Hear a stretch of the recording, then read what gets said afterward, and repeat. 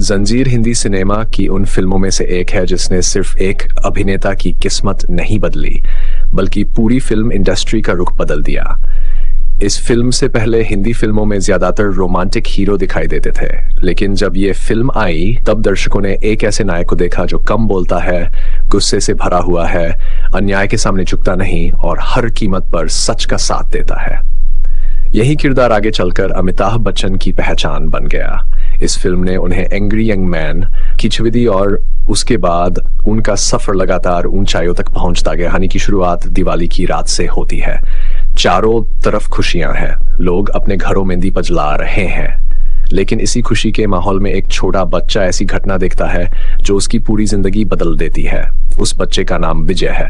विजय अपने माता पिता के साथ रहता है। वह एक साधारण परिवार का मासूम बच्चा है, लेकिन उसी रात कुछ अपराधी उसके घर पहुंचते हैं।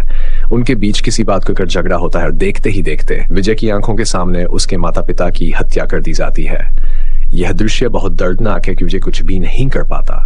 वह सिर्फ अब सब कुछ अपनी आंखों से देखता रहता है। मरने से पहले उसके माता पिता उसे बचाने की कोशिश करते हैं, लेकिन वह अकेला रह जाता है। हत्यारे का चेहरा पूरी तरह दिखाई नहीं देता, लेकिन विजय एक बहुत महत्वपूर्ण चीज देख लेता है। उस आदमी के हाथ में एक खास तरह का कड़ा या ब्रेसलेट होता है जिस पर सफेद घोड़े का निशान बना होता है। यही जंजीर उसकी यादों का हिस्सा बन जाती है। उस रात के बाद विजय की जिंदगी कभी पहले जैसी नहीं रहती। वह अनाथ हो जाता है। बचपन में जिस प्यार और सुरक्षा की जरूरत होती है वह उसे नहीं मिलती। उसके मन में सिर्फ एक सवाल रह जाता है, उसके माता पिता को मारने वाला आदमी कौन था और वह कब उसके सामने आएगा। यही सवाल उसके पूरे जीवन का लक्ष्य बन जाता है। फिल्म बहुत अच्छी तरह दिखाती है कि बचपन का सदमा इंसान को अंदर से कितना बदल सकता है। विजय रात को बार बार डर कर रोता है। उसे बार वही सपना आता है। वह सफेद घोड़ा उसकी आंखों के सामने दौड़ता रहता है। हर बार उसकी नींद टूट जाती है। यह सपना सिर्फ एक सपना नहीं है, यह उसके अंदर छिपे और अधूरे न्याय की निशानी है। वह दूसरे बच्चों की तरह हंसता नहीं, उसके दोस्त भी बहुत कम है। वह अपने आप में रहने वाला लड़का रहता है। समय बीता है। करीब 20 साल बाद विजय बड़ा हो चुका है। उसने पुलिस इंस की नौकरी इसलिए चुनी क्योंकि वह अपराधियों के खिलाफ लड़ना चाहता है। वह चाहता है कि किसी और बच्चे की जिंदगी उसी तरह बर्बाद हो जैसी उसकी हुई थी। जिस शहर में उसकी पोस्टिंग होती है वहां ईमानदार लोगों की संख्या बहुत कम। अपराधी खुलेआम घूमते हैं। पैसे और ताकत के दम पर कानून को दबा दिया जाता है। लेकिन विजय बाकी पुलिस वालों जैसा नहीं। वह किसी से डरता नहीं, न पैसे से खरीदा जा सकता है, न धमकियों से झुकाया जा सकता है। शहर में एक नाम सबसे ज्यादा मशहूर है, शेर खान। उसके कई जुए के अड्डे चलते हैं। लोग उससे डरते भी हैं और उसका सम्मान भी करते हैं। वह ताकतवर आदमी है, उसका अपना रुतबा है। पुलिस भी उससे सीधा टकराने से बचती है। लेकिन विजय ऐसा नहीं करता। उसे शिकायतें मिलती हैं कि शेर खान गैर कानूनी धंधे चला रहा है। वह तुरंत उसे थाने बुलाता है। शेर खान पूरे आत्मविश्वास के साथ थाने में आता है। उसे लगता है कि बाकी अफसरों की तरह ही इंस्पेक्टर भी उसे कुछ नहीं कर पाएगा। लेकिन विजय का रवैया बिल्कुल अलग होता है। वह शेर खान से किसी अपराधी की तरह बात करता है, न कोई सम्मान का दिखावा, बस कानून की भाषा। यह बात शेर खान को पसंद नहीं आती। उसे लगता है कि विजय सिर्फ पुलिस की वर्दी की वजह से इतना स्तबन रहा है। वह विजय से कहता है कि अगर वर्दी उतार दो तो तुम्हारी कोई पहचान ही रहेगी। यह बात विजय के आत्मसम्मान को छू जाती है, लेकिन वह गुस्से में कदम नहीं उठाता। वह शेर खान की चुनौती स्वीकार कर लेता है। कुछ समय बाद दोनों बिना पुलिस की वर्दी और बिना किसी सरकारी ताकत के आमने सामने मिलते हैं। अब मुकाबला सिर्फ दो इंसानों के बीच है। दोनों के बीच जबरदस्त ताकत की नहीं है, यह दो अलग सोच वाले लोगों की लड़ाई भी है। शेर खान अपनी ताकत पर भरोसा करता है, विजय अपने हौसले पर आखिरकार जो उसे हरा देता है। लेकिन सबसे बड़ी बात यह नहीं है कि कौन जीता। सबसे बड़ी बात है कि शेर खान पहली बार किसी ऐसे इंसान से मिलता है जिसे खरीदा नहीं जा सकता, जिसे डराया नहीं जा सकता, जो सचमुच अपने सिद्धांतों पर जीता है। यहीं से कहानी में एक बहुत बड़ा बदलाव आता है। शेर खान विजय का दुश्मन नहीं रहता। वह उसका सम्मान करने लगता है। वह अपने सारे जुए के अड्डे बंद कर देता है, अपराध की दुनिया छोड़ देता है, ईमानदारी से ऑटो मैकेनिक का काम शुरू करता है। यह बदलाव बहुत असरदार लगता है। फिल्म यह बताती है कि एक अच्छा इंसान अपने व्यवहार से दूसरे इंसान की पूरी जिंदगी बदल सकता है। प्राण ने शेर खान का किरदार इतनी शानदार तरह से निभाया है कि वह फिल्म के सबसे यादगार पात्रों में शामिल हो जाता है। उनका अंदाज, उनकी आवाज और बाद में वाला उनका बदलाव, सब कुछ बहुत स्वाभाविक लगता है। उजर अपराधियों के खिलाफ लगातार कार्रवाई करता रहता है, लेकिन उसे जल्दी ही समझ में आने लगता है कि शहर में जितने भी अपराध हो रहे हैं उनके पीछे कोई बहुत बड़ा आदमी है। छोटे अपराधी सिर्फ मोहरे हैं, असली खिलाड़ी कोई और है। इसी दौरान विजय को बार बार एक रहस्यमयी फोन आता है। फोन करने वाला आदमी हर बार किसी अपराध की जानकारी देता है। वह बताता है कि कहाँ क्या होने वाला है, लेकिन अपना नाम बताए बिना फोन काट देता है। विजय कई बार उसे रोकने की कोशिश करता है, उससे पूछना चाहता है कि वाह कौन है, लेकिन हर बार लाइन कट जाती है।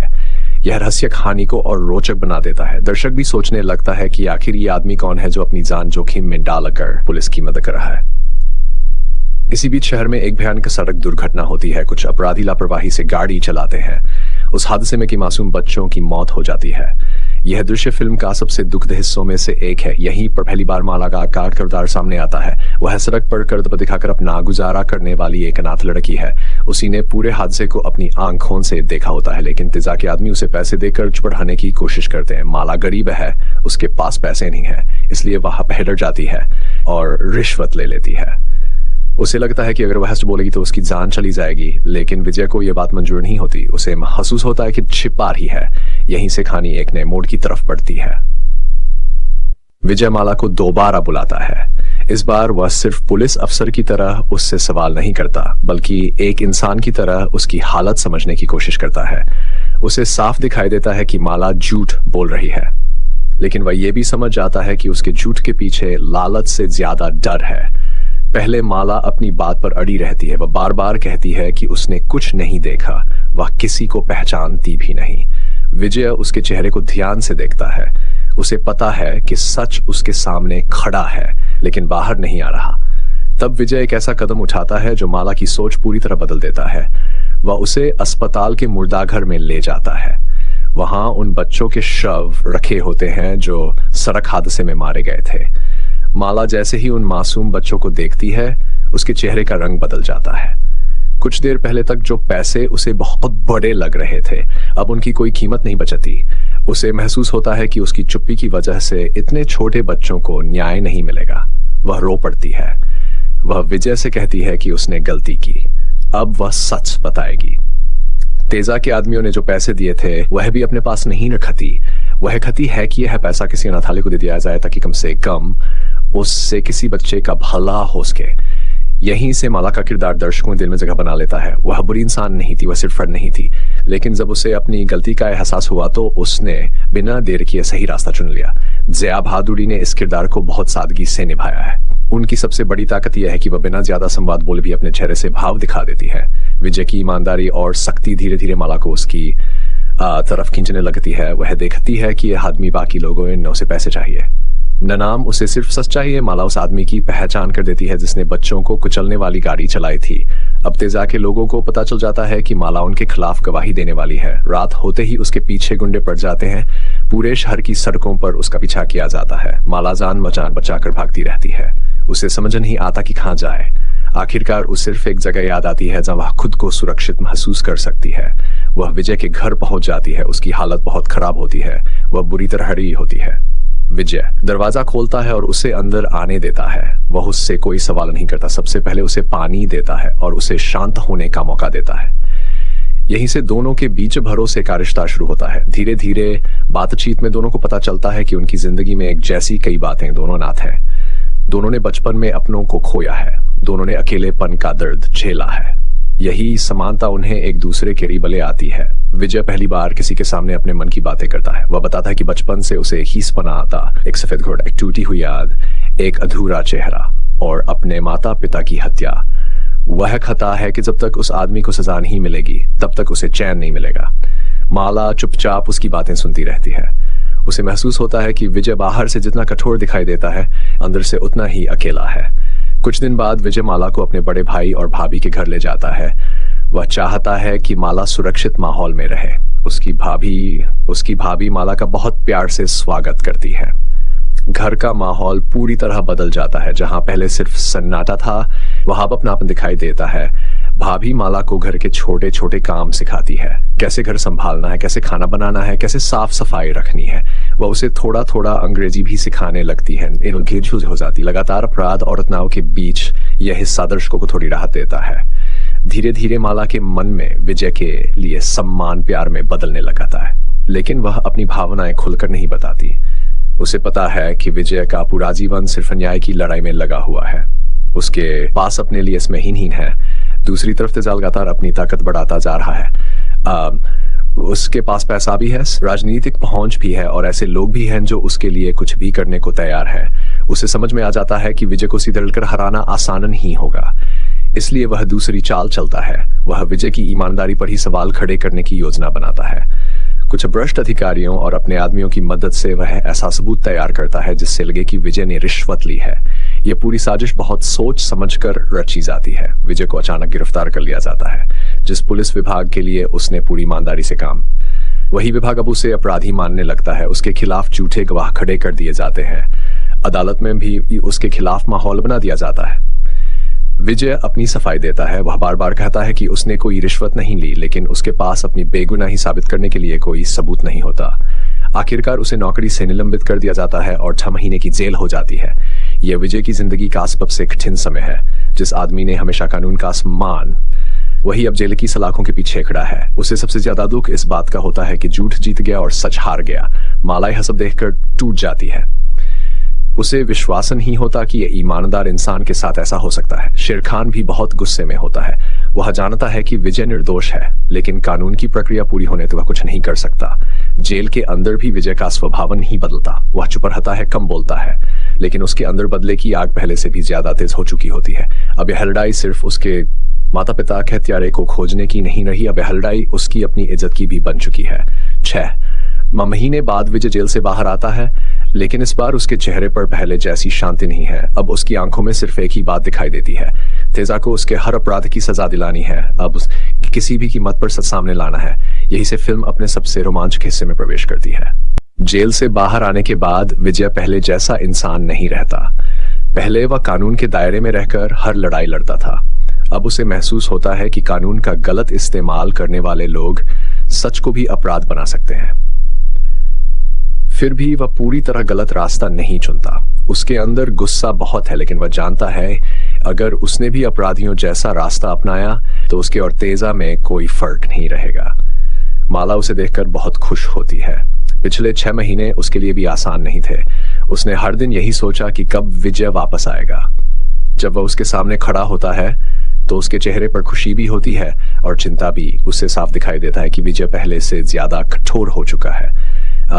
माला उससे कहती है कि अब बदले के बारे में मत सोचो, नई जिंदगी शुरू करो। जो बीत गया उसे भूलने की कोशिश करो, लेकिन विजय मुस्कुरा भी नहीं पाता। वह सिर्फ इतना कहता है कि कुछ जख्म ऐसे होते हैं जो समय के साथ नहीं भरते। उसकी बात सुनकर माला समझ जाती है उसके मन में अभी भी वही आग जल रही है। उधर शेर खान अपने दोस्त को फिर से संभालने की कोशिश करता है। पहले जिस आदमी को विजय ने अपराध की दुनिया से बाहर निकाला था, आज वही आदमी विजय को अंधे गुस्से से बाहर निकालना चाहता है। दोनों की दोस्ती फिल्म का सबसे खूबसूरत हिस्सा बन जाती है। शेर खान बार बार विजय को समझाता है कि अकेले लड़ाई मत लड़ो, मैं हर कदम पर तुम्हारे साथ हूं। विजय कुछ नहीं कहता, लेकिन उसकी आंखें बता देती हैं कि वह इस दोस्ती की कितनी कद्र करता है। इसी दौरान कहानी में एक नया मोड़ आता है। विजय एक दिन शहर के पुराने ईसाई कब्रिस्तान में पहुंचता है। वहां उसका सामना उसी रहस्यमयी आदमी से होता है जो पहले उसे फोन करके अपराधों की खबर देता था। उस पहली नजर में वह थोड़ा पागल सा दिखाई देता है। उसके हाथ में हमेशा एक खाली शराब की बोतल रहती है, बाल बिखरे हुए हैं। लोग उस का मजाक उड़ाते हैं, लेकिन विजय उससे बात करता तब उसके पीछे छिपी सच्चाई सामने आती है। डी सिल्वा अपनी दर्द भरी कहानी सुनाता है। कई साल पहले क्रिसमस के दिन उसके 3 छोटे बेटे जहरीली शराब पीने से मर गए थे। वह शराब अपराधियों ने बेची थी। उस दिन उसकी पूरी दुनिया खत्म हो गई। वह अपने बच्चों को बचा नहीं पाया। उसके बाद उसका मानसिक संतुलन भी पूरी तरह नहीं रहा। लेकिन उसने एक फैसला किया, अगर वह अपने बच्चों के हत्यारों को सजा नहीं दिला सकता तो कम से कम दूसरे अपराधियों को बचने नहीं देगा। इसीलिए वह हर बार पुलिस को गुप्त जानकारी देता था। उसकी कहानी सुनकर विजय अंदर से हिल जाता है। उसे लगता है कि दुनिया में सिर्फ वही अकेला नहीं है जिसने परिवार को खोया है। डी सिल्वा भी उसी साथ जी रहा है। दोनों की पीड़ा अलग होते हुए भी एक जैसी है। यह दृश्य फिल्म का सबसे भावुक हिस्सा है। यहाँ कोई बड़ा एक्शन नहीं है, सिर्फ 2 टूटे हुए इंसान एक दूसरे के सामने खड़े हैं। एक ने माता पिता खोए हैं, दूसरे ने अपने बेटे। दोनों न्याय चाहते, दोनों अकेले हैं। विजय पहली बार महसूस करता है कि उसका संघर्ष सिर्फ उसका अपना नहीं है। समाज में ऐसे बहुत लोग हैं जिनकी जिंदगी अपराधियों ने बर्बाद कर दी है, डी सिल्वा की दी हुई जानकारी से विजय को एक बहुत बड़ा सुराग मिलता चलता है कि इजहरी लीशा बका धंधा भी तेजा के गिरोह से जुड़ा हुआ है। यानी बच्चों की मौत हो, सड़क हादसा हो या अवैध कारोबार, हर रास्ता आखिर जाकर तेजा तक ही पहुंचता है। अब विजय को यकीन हो जाता है कि वह सही आदमी के पीछे है। माला भी अब विजय को रोकना छोड़ देती है। उसे समझ आ जाता है कि विजय की लड़ाई सिर्फ निजी बदले की नहीं है। अगर तेजा जैसे लोग खुले रहेंगे तो न जाने कितने परिवार बर्बाद होंगे। वह विजय से कहती है कि मैं तुम्हें रोकूंगी नहीं, बस इतना चाहती हूं कि जो भी करो सही कारण से करो। उसकी यह बात विजय के मन को छू जाती है। अब वह पहले से ज्यादा शांत होकर योजना बनाता है। वह बिना सोचे समझे हमला नहीं करता, हरदम बहुत समझदारी से उठाता है। उधर तेजा को भी महसूस होने लगता है कि विजय फिर से उस करीब पहुंच रहा है। वह अपने आदमियों की सुरक्षा बढ़ा देता है, हर जगह हथियार बंद लोग लगा देता है। उसे पूरा विश्वास है कि कोई उसका कुछ नहीं बिगाड़ सकता, क्योंकि उसके पास पैसा भी है। लेकिन वह एक बात भूल जाता है, सच को हमेशा के लिए छिपाया नहीं जा सकता। समय धीरे धीरे उस मोड़ की तरफ बढ़ रहा होता है जहां विजय की 20 साल पुरानी तलाश खत्म होने वाली है। दिवाली का त्योहार फिर से आ जाता है। पूरा शहर रोशनी से जगमगा रहा है। पटाखों की आवाज हर तरफ गूंज रही है। ये वह रात है जिसने बचपन में विजय से उसके माता पिता छीन लिए। देखिए थे किस्मत भी जैसे उसी रात उसका हिसाब पुराना चाहती है। विजय आखिरकार तेजा के सामने पहुंच जाता है। दोनों आमने सामने खड़े होते हैं। पहले कुछ पल सिर्फ खामोशी रहती है, फिर विजय की नजर अचानक से जाके हाथ पर जाती है। उसकी कलाई में वही पुराना ब्रेसलेट होता है, सफेद घोड़े वाला वही जंजीर। एक पल के लिए समय जैसे रुक जाता है। विजय की आंखों के सामने बचपन की सारी यादें लौट आती हैं, अपने माता पिता की भरी रात और वही सफेद घोड़ा। अब उसे किसी सबूत की जरूरत नहीं रहती। उसे समझ में आ जाता है कि उसके माता पिता का असली हत्यारा ही आदमी है। 20 साल से जिस चेहरे की तलाश थी वह आखिर उसके सामने खड़ा है। यहीं से फिल्म अपने सबसे बड़े और सबसे यादगार क्लाइमैक्स की ओर बढ़ती है। तेजा के हाथ में वही सफेद घोड़े वाला कड़ा देखकर विजय कुछ पल के लिए बिल्कुल शांत हो जाता है। बाहर से वह कुछ नहीं बोलता, लेकिन उसके अंदर 20 साल का दर्द एक साथ जाग जाता है। बचपन से जिस चेहरे को ढूंढने के लिए उसने अपनी पूरी जिंदगी लगा दी, वह आखिर उसके सामने खड़ा है।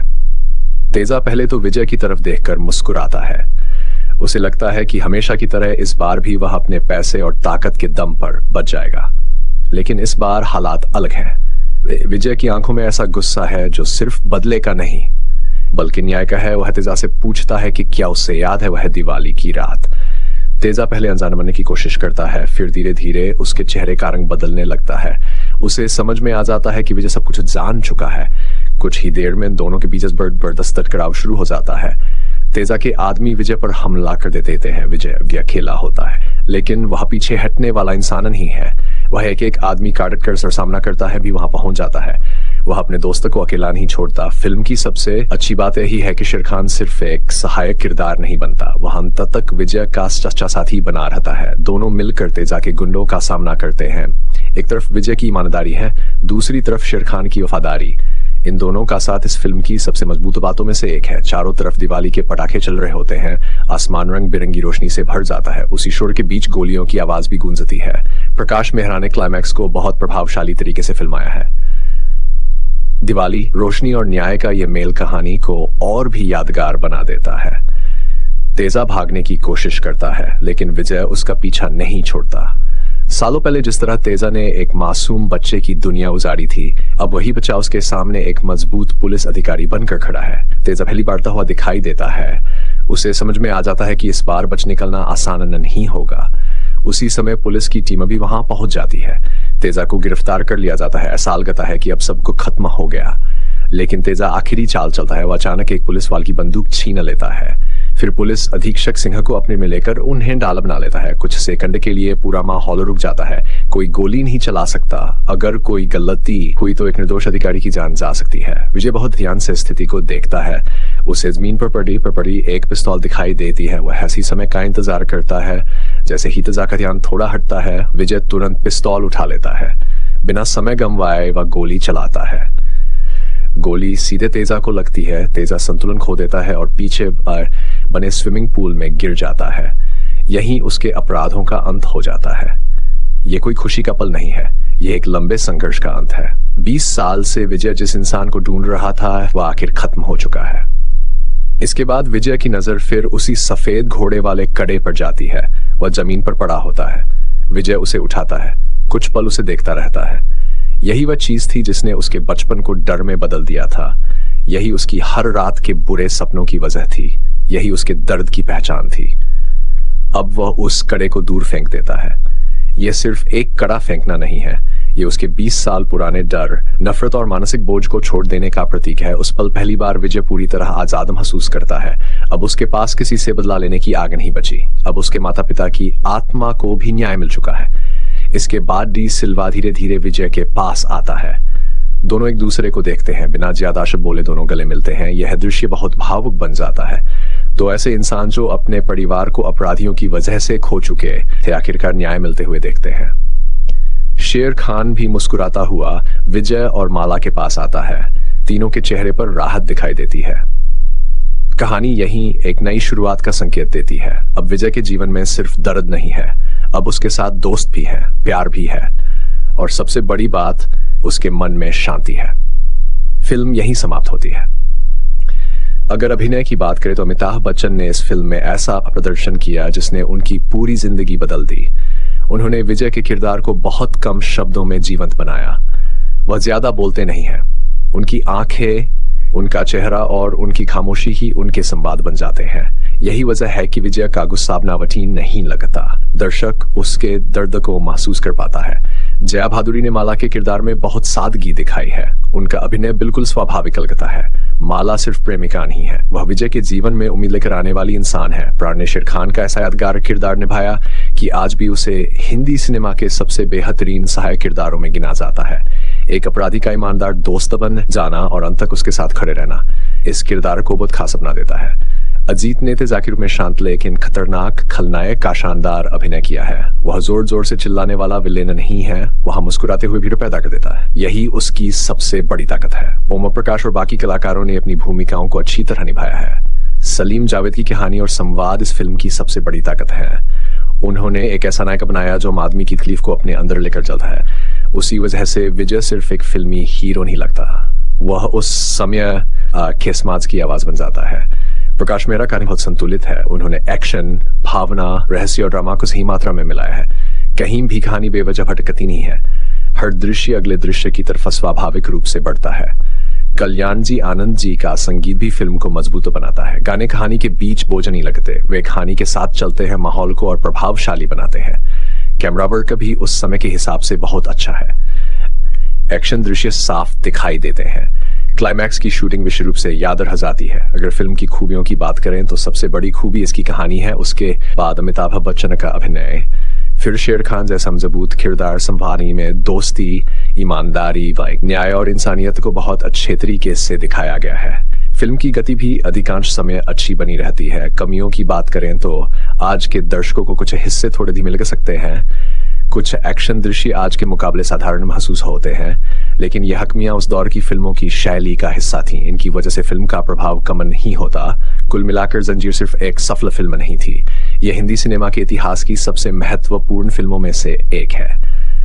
इसने अमिताभ बच्चन को सुपरस्टार बनाया, सलीम जावेद को सबसे बड़े लेखक जोड़ी के रूप में स्थापित किया, प्रकाश मेहरा को एक बड़े निर्देशक की पहचान दी और दर्शकों को ऐसा नायक दिया जो अन्याय के सामने कभी झुकता नहीं। आज भी अगर कोई क्लासिक हिंदी फिल्मों की सूची बनाता है तो जंजीर का नाम सबसे ऊपर आने वाली फिल्मों में जरूर शामिल होगा। यह सिर्फ एक पुलिस अफसर की कहानी नहीं है, बल्कि एक ऐसे इंसान की यात्रा है जिसने बचपन का दर्द अपने दिल में लेकर भी ईमानदारी का रास्ता नहीं छोड़ा। यही वजह है कि 5 दशक से भी ज्यादा समय बाद भी यह फिल्म उतनी ही प्रभावशाली लगती है और भारतीय सिनेमा की सबसे यादगार क्लासिक फिल्मों में अपनी मजबूत जगह बनाए हुए है।